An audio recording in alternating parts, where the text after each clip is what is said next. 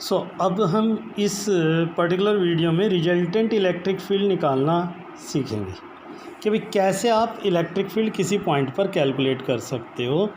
एक बात इंश्योर करना आपने, इलेक्ट्रिक फील्ड एक वेक्टर क्वांटिटी होती है, ये हम सभी जानते हैं। अगर इलेक्ट्रिक फील्ड एक वेक्टर क्वांटिटी है तो रिजल्टेंट निकालने का फॉर्मूला होता है R=a² + b² + 2ab cos theta, और रिजल्टेंट की डायरेक्शन होती है tangent alpha b sin theta upon a + b cos theta. Okay, हाँ ये बात अलग है कि दो वेक्टर एक ही डायरेक्शन में है तो हम सिंपली उन्हें ऐड कर देते हैं, दो वेक्टर अपोजिट में है तो हम उन्हें सब्ट्रैक्ट करते हैं, that is the another matter. But formula resultant vector quantity को सोल्व करने, चाहे फोर्स के क्वेश्चन करेंगे आप या इलेक्ट्रिक फील्ड के, same method will be there.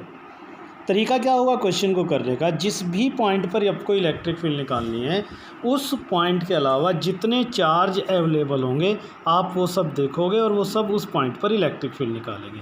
एक क्वेश्चन आपको स्क्रीन पर नज़र आ रहा होगा। इस क्वेश्चन में क्या है, ये दो चार्ज हैं, एक +9 माइक्रोकुलाम और दूसरा -3 माइक्रोकुलाम, ये एक दूसरे से 20 सेंटीमीटर के डिस्टेंस पर रखे हुए हैं। Our question is that what is the resultant electric field at the mid point P। आपको इस P पॉइंट पर इलेक्ट्रिक फील्ड निकालनी है, मिड पॉइंट पर। तो क्वेश्चन आपके सामने है, तो कितने फील्ड काम करेंगे यहाँ, तो आंसर दो, एक P पर A की वजह से और दूसरा P पर B की वजह से। जब आप P पर A की वजह से निकालोगे तो चार्ज A वाला कंसीडर होगा, और P पर B की वजह से निकालोगे तो चार्ज B वाला कंसीडर होगा।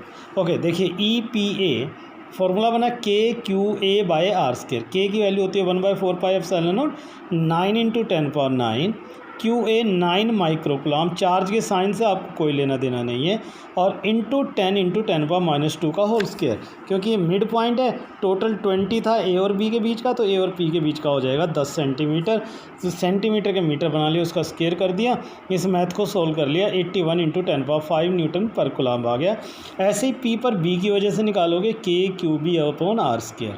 K वही 9 × 10⁹, B पर रखा हुआ चार्ज आपका 3 माइक्रोकुलाम, साइन से आपका कोई लेना देना नहीं है, 3 × 10⁻6 इंटू 10⁻² का होल स्क्वायर। वैल्यू पुट करोगे ये आंसर आ जाएगा। दोनों मैग्नीट्यूड निकाल लिए। नाउ आपने डायरेक्शन देखनी है। देखो डायरेक्शन मैंने आपको ये सिखाई थी कि जिस पॉइंट पर रिजल्टेंट इलेक्ट्रिक फील्ड निकालना उधर एक पॉजिटिव चार्ज इमेजिन कर लो। इस पॉजिटिव चार्ज पर गिवन चार्ज की वजह से जो भी फोर्स की डायरेक्शन होगी वही इलेक्ट्रिक फील्ड की डायरेक्शन होगी।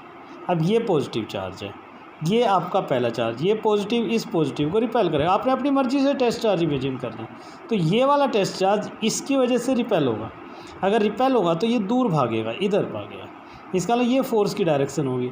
अगर ये फोर्स की डायरेक्शन है तो ये इलेक्ट्रिक फील्ड की भी डायरेक्शन हो जाएगी। ऐसे आप इसको देखो, ये नेगेटिव इस पॉजिटिव को अपनी तरफ खींचेगा, इसका मतलब इस पर इधर जाएगी फोर्स। अगर इधर फोर्स जाएगी तो फील्ड भी इधर ही जाएगी, क्योंकि पॉजिटिव चार्ज पर जो फोर्स होगा वही फील्ड की डायरेक्शन होगी। तो इसका मतलब यहाँ दो फील्ड एक ही डायरेक्शन में काम करने लगी। दो फील्ड आपने पहले निकाल ली, फिर उनकी डायरेक्शन देखी, both are acting in the same direction. So resultant field comes out to be E = EPA + EPB। Answer आ गया। EPA की वैल्यू 81 × 10⁵ थी और EPB की वैल्यू 27 × 10⁵। दोनों वैल्यू मैंने पुट कर दी, तो ये आपका आंसर आ गया 108 × 10⁵ न्यूटन पर कूलम। और जब दो वेक्टर एक ही डायरेक्शन में है तो रिजल्टेंट भी उसी डायरेक्शन में होगा, तो direction from P to B।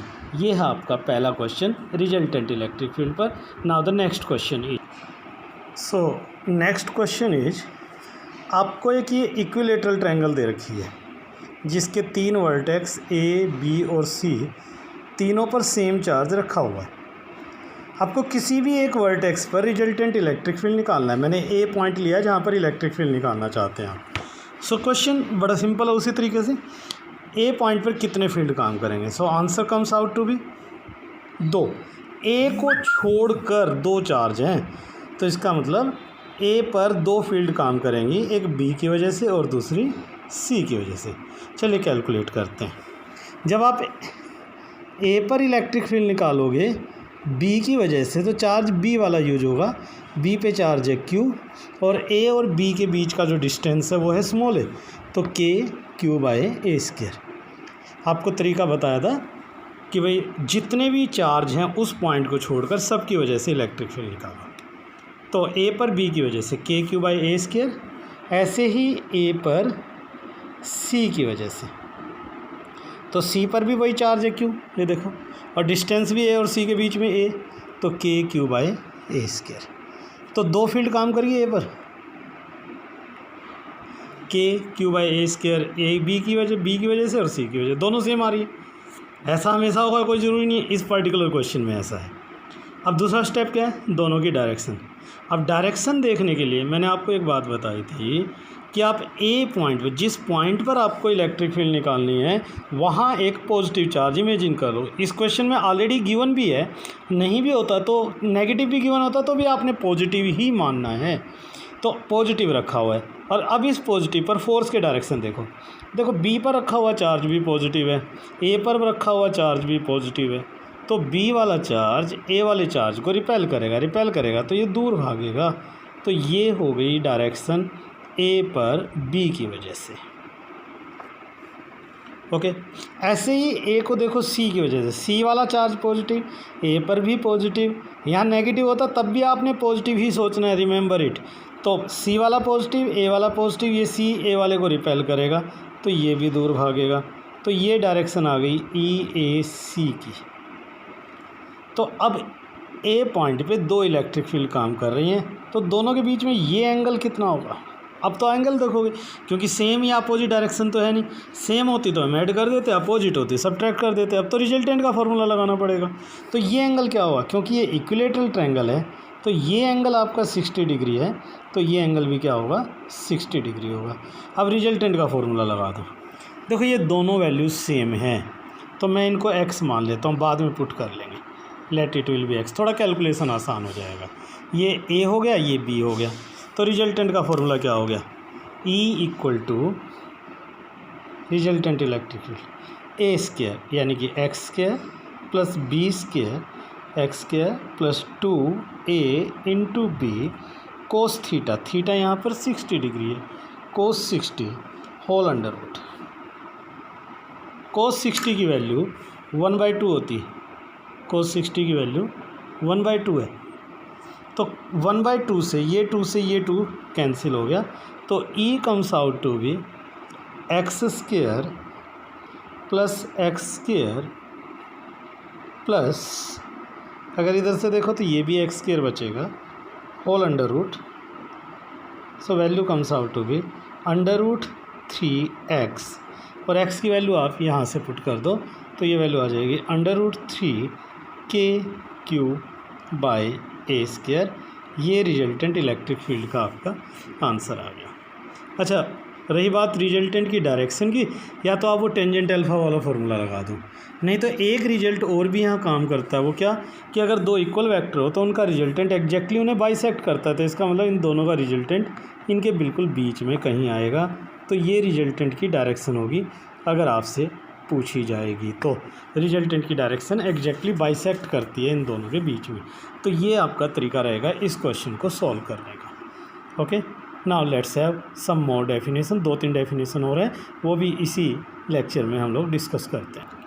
So next statement is what is an electric dipole. Electric dipole किसे कहते हैं? इलेक्ट्रिक डाइपोल कहते हैं जब दो इक्वल और opposite charge, equal in magnitude और अपोजिट इन नेचर, कुछ सर्टेन डिस्टेंस पर रखे हों। जैसे मान लो एक -q चार्ज और दूसरा +q चार्ज, जब ये दोनों एक दूसरे से एक सर्टेन गैप पर रखे हों तो इस अरेंजमेंट को इलेक्ट्रिक डाइपोल कहते हैं। और इन दोनों के बीच का ये जो डिस्टेंस है, इस डिस्टेंस को डाइपोल लेंथ कहते हैं। आमतौर पर हम इसे 2a से रिप्रेजेंट करते हैं, डाइपोल लेंथ 2a से रिप्रेजेंट करते हैं। और डाइपोल लेंथ है तो हम बेसिकली क्या है, लेंथ वैसे तो वेक्टर स्केलर होती है, लेकिन इसमें हम इसे एक वेक्टर मानते हैं। वेक्टर मानते तो इसकी डायरेक्शन होगी, negative to positive. So what is an electric dipole? An arrangement of two equal and opposite charges separated by certain distance is called electric dipole. अब इसी से रिलेटेड दूसरी स्टेटमेंट है इलेक्ट्रिक डाइपोल मोमेंट।